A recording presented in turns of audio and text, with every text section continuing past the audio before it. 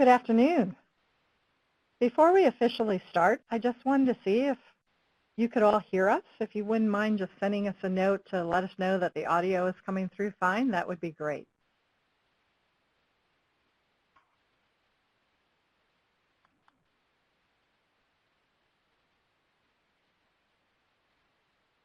Wonderful, we have affirmatives that everything's good. Welcome to the Ethics CE Update webinar. My name is Joanna Truitt, Manager for Continuing Education and Experience, and I'll be your host. My name is Matthew Hughes, Continuing Education Audit Reports Administrator, and I'll be assisting. The webinar today will be about 30 minutes, and before we get started, I do have one housekeeping note.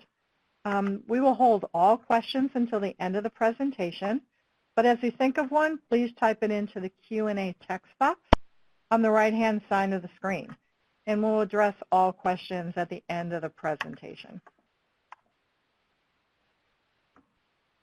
As promised, we wanted to ensure you had a current update on where we stand with Ethics CE for 2018. During this session, we will provide you with an update on course development and deployment schedule. We'll do a quick review of the program requirements. We'll discuss the required program evaluation, instructor eligibility, and program submission process. Let's start with an update on where we are relative to the new program content and deployment.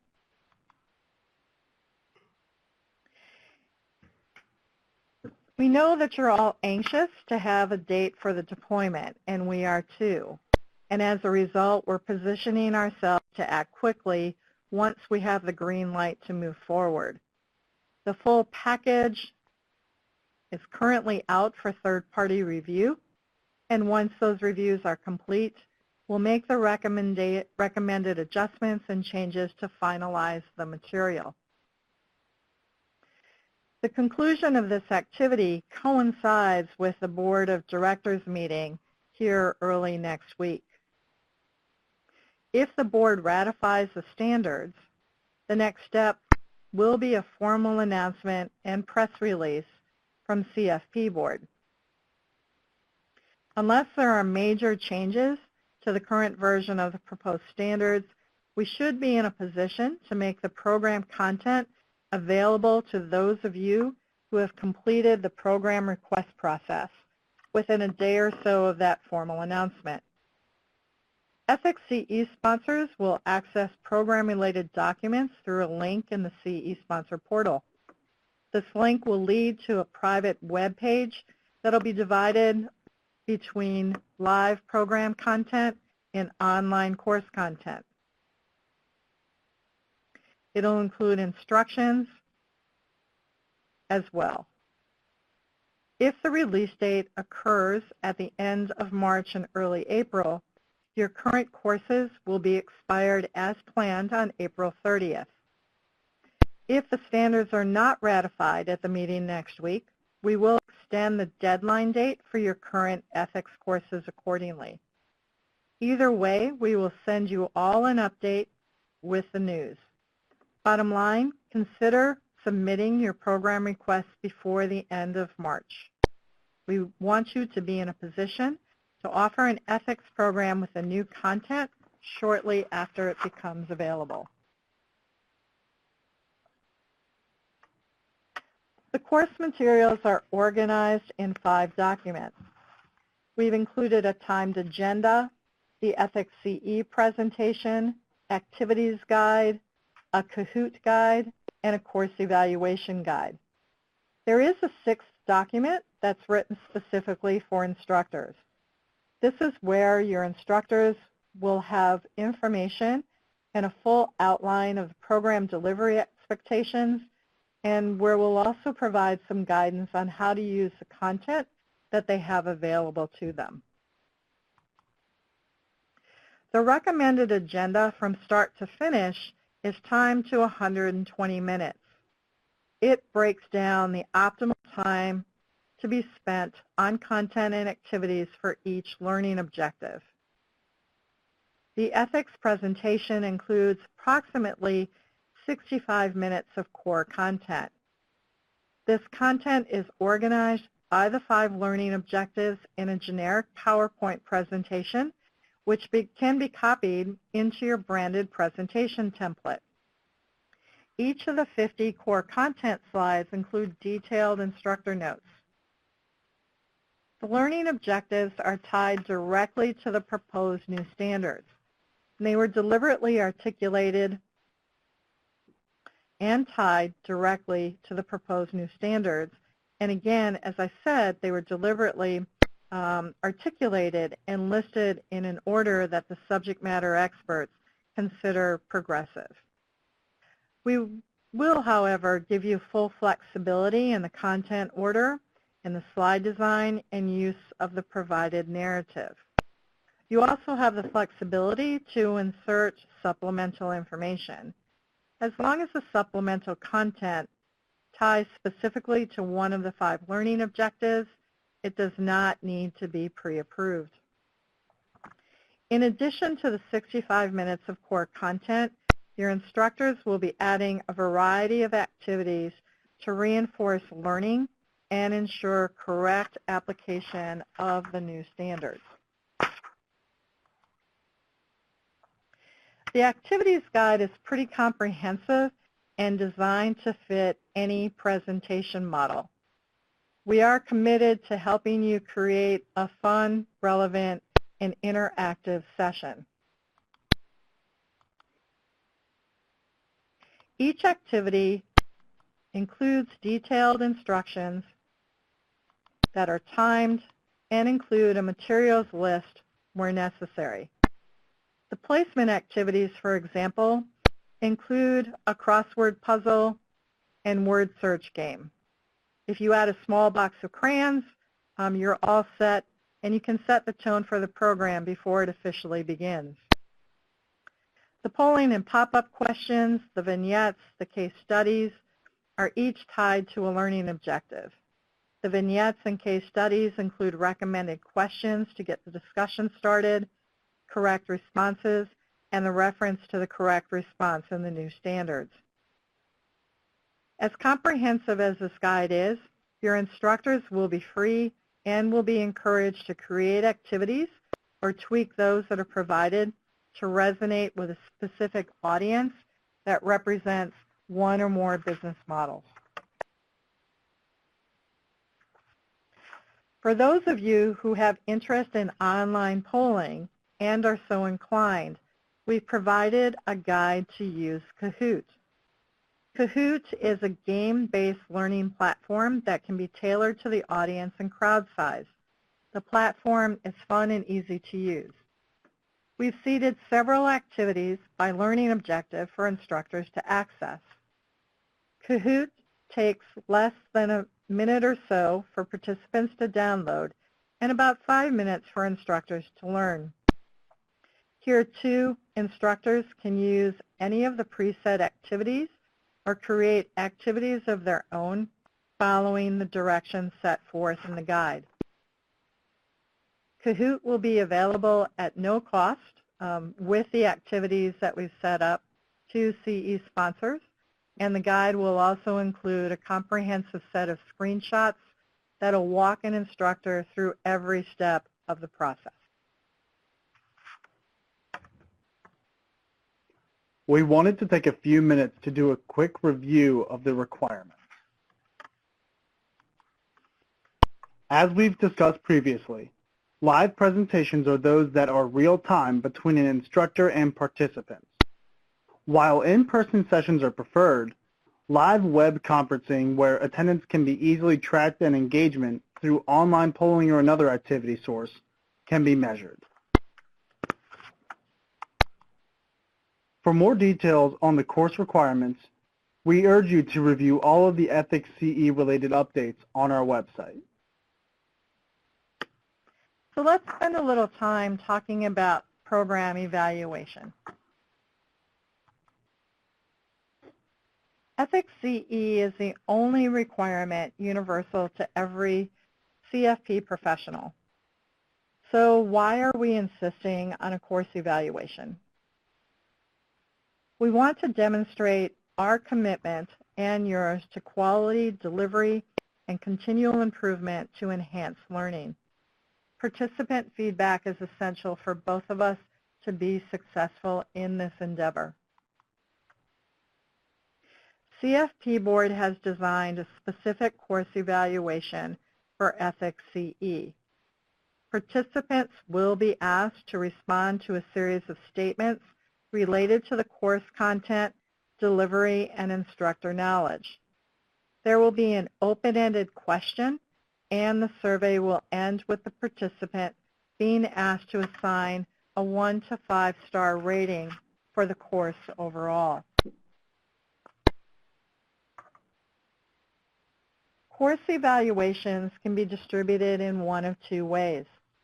A paper copy at the end of the course using the evaluation template will provide you.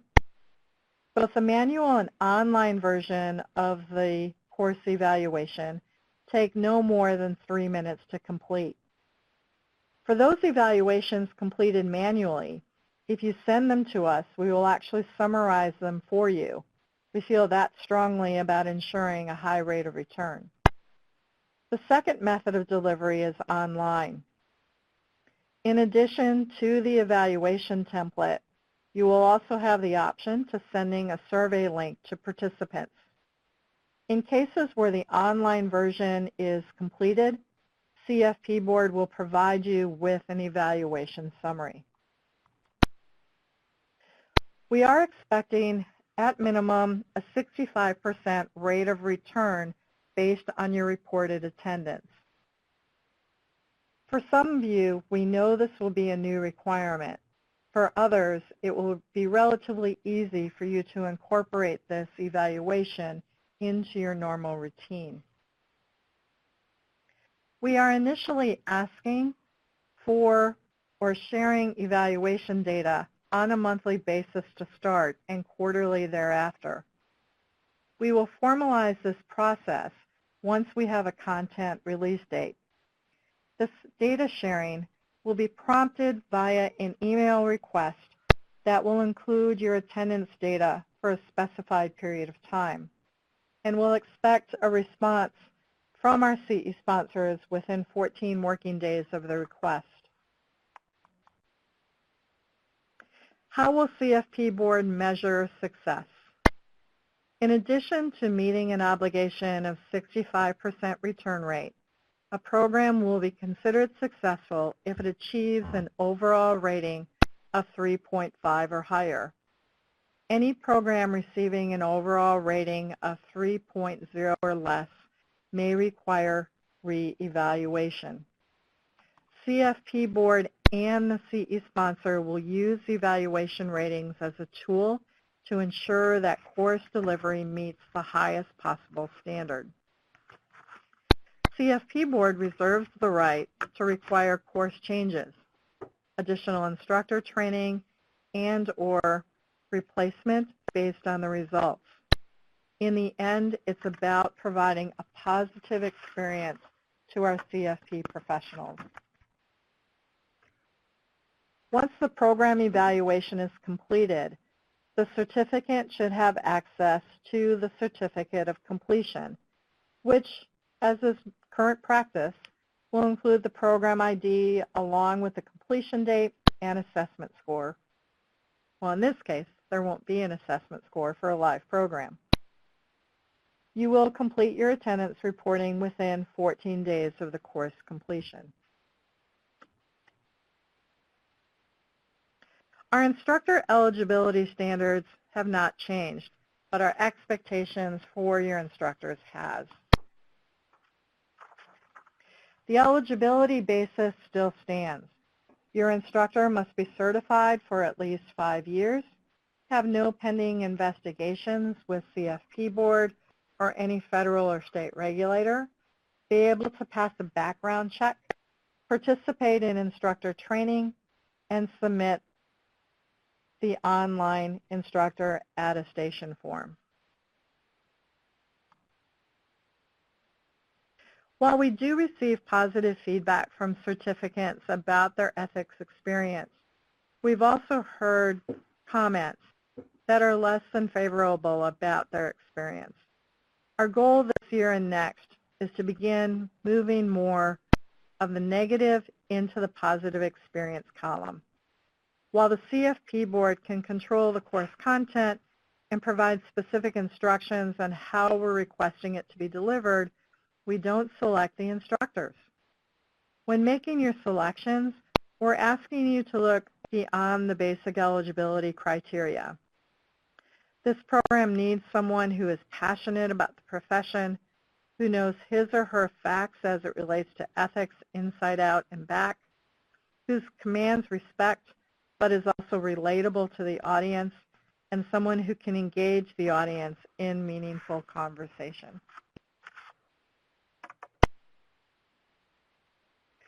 We encourage you to identify your instructors early. And one of the fields that you'll create or you'll submit and complete when you submit the program request is to name your instructors. One of the requirements for eligibility is to attend instructor training. This session will be structured somewhat differently than it has in the past. We will be offering 2 live training sessions, one on Tuesday, April 10th, and a second on Tuesday, May 8th. Additional sessions will be added in the early fall, and we will conduct several training sessions in 2019. The recordings for the April and May instructor training sessions will both be available online for those instructors who couldn't attend the live version and who will be facilitating the course before the next scheduled session. We talked about the importance of soliciting feedback from your participants, and we feel that your feedback is equally important. This is a new process for both of us, and we want to ensure you and your instructors have everything needed to build a robust program. While we've not defined plans as to the best way to solicit your feedback, don't be surprised if you receive an invitation asking for a short call to be set up or a request to participate in a focus group in early summer. These focus groups would be divided by CE sponsors that are offering the program in the live format, as well as those CE sponsors offering it as an online course. But either way, we will be in touch with each of you at some point in the next few months after the material becomes available to check in and see how things are going. As we mentioned at the beginning of this presentation, we want to ensure you're ready to access the course content as soon as it's available. To access the course content, go to cfp.net, click on Continuing Education Sponsors, CFP Board Ethics, and get started to view everything you need to know before you start your program entry. We've scripted your program entry, making it easy to copy and paste the required information into your new program request. As it relates to the program fees, we've made a substantial change in 2018. If you are an active General CE sponsor, you are eligible to offer Ethics CE. No Ethics CE sponsorship is required. The program fee for Ethics did increase to $250 for non-for-profit organizations and $500 for all for-profit organizations. For this fee, you will receive access to all of the course content. On average, your cost savings will be the $40 or $80 program fee.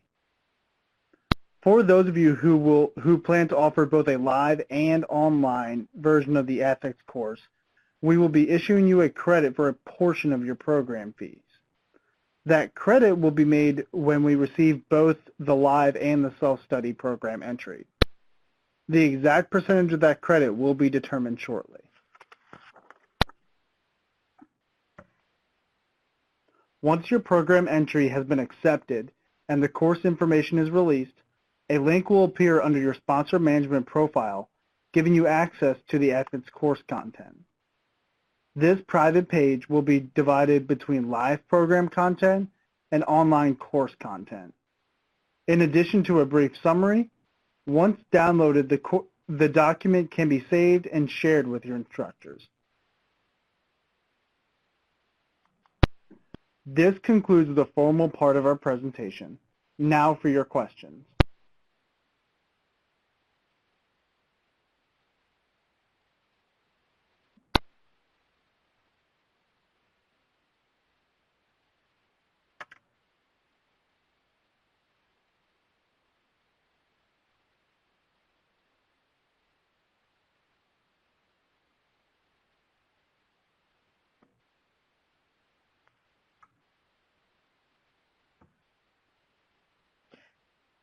Again, to submit any questions that you might have, just go to the right-hand side of your screen and under the Q&A box, start entering your question. So Harry asked, when will we be able to submit the program requests? You can submit the program requests now. What we do recommend is that you go to the CFP Board Ethics CE webpage first to review all of the information as well as to review the submission requirements. So again, we've tried to make it as easy for you as possible, but just log into your account and go ahead and click Add a Program and start your ethics program request.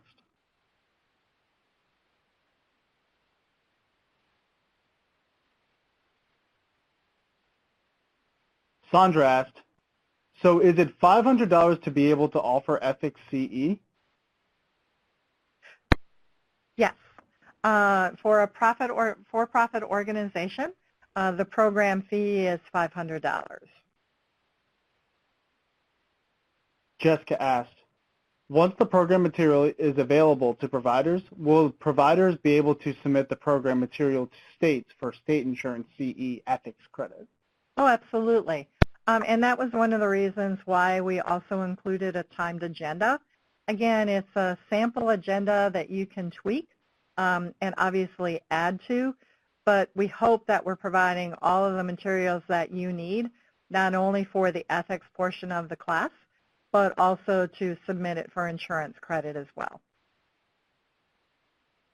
Dan asked, can we give the course a name of our own choosing? Oh, absolutely. Absolutely. When we talked about cutting and pasting for the program submission, as you know, typically, and what we've done in the past, we're continuing now, where all of the learning objectives are the same for all the Ethics CE course. So that's kind of information that we're asking you to just copy and paste into the appropriate content block. And Alexandra, thank you for your note. Absolutely, we'll follow up with you after the webinar.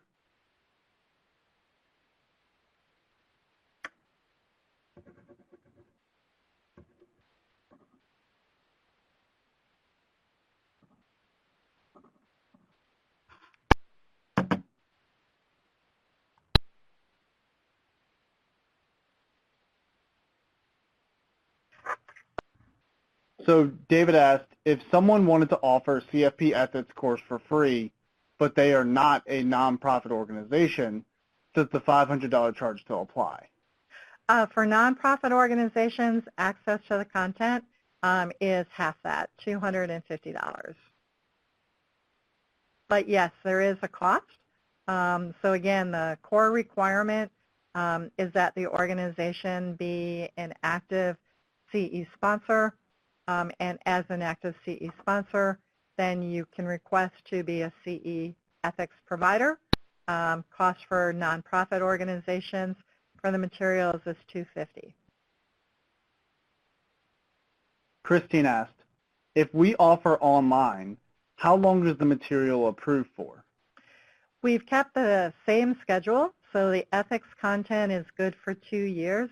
This ethics course will expire on 12/31/2019 and will provide new content, new learning objectives, early January 2020, And actually, with the new standards being adopted, we'll be most likely ahead of the game and be able to provide that content well before the end of the year.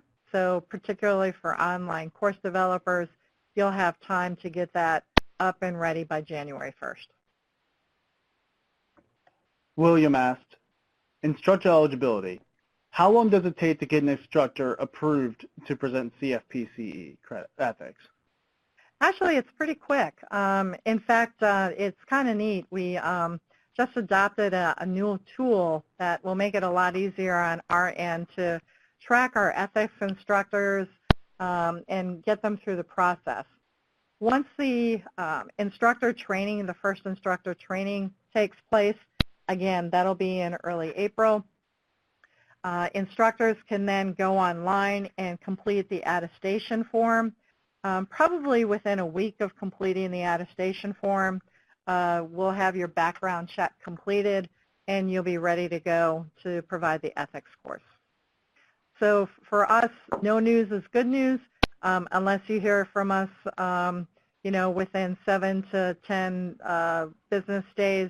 To the contrary, you're good to go to be an instructor.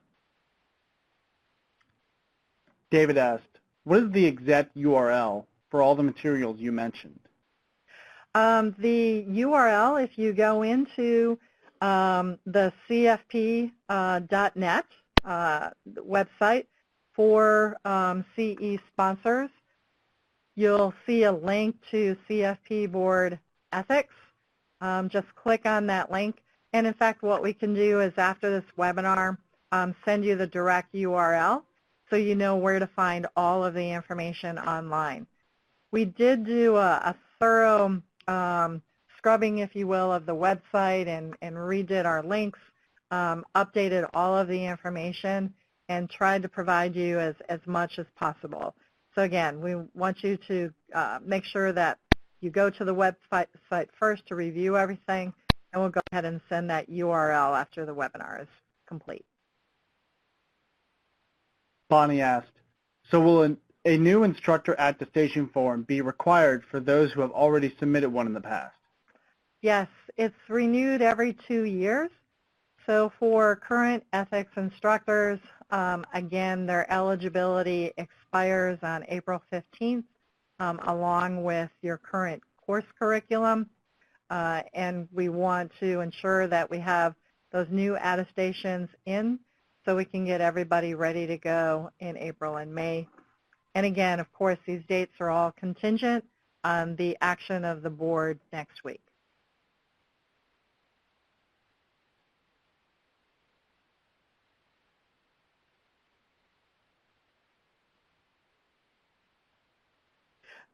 Oh, and Dan, thank you for your note about Learning Objective 4.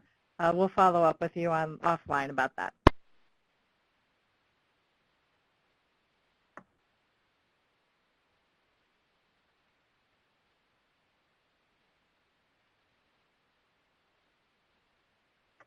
If there aren't any other questions, we want to thank you very much for your attendance today. Again, as we promised, we will follow up with each of you to send you the URL to access the information pages on our website to get you started. And again, we hope to be in a position to follow up with you as well within the next 2 weeks as to what our actual dates are. Again, just realize that everything for us is flexible and we'll act accordingly depending upon the action of the board next week. As always, your feedback for these webinars is greatly appreciated. So we'll be sending you a link to an evaluation. This webinar recording will be available in about a week. At the same time that we send you a link to the webinar evaluation, we'll send you a link as to where to find the recording as well. In the meantime, if you have any questions, please don't hesitate to reach out to us. And this concludes our presentation for today.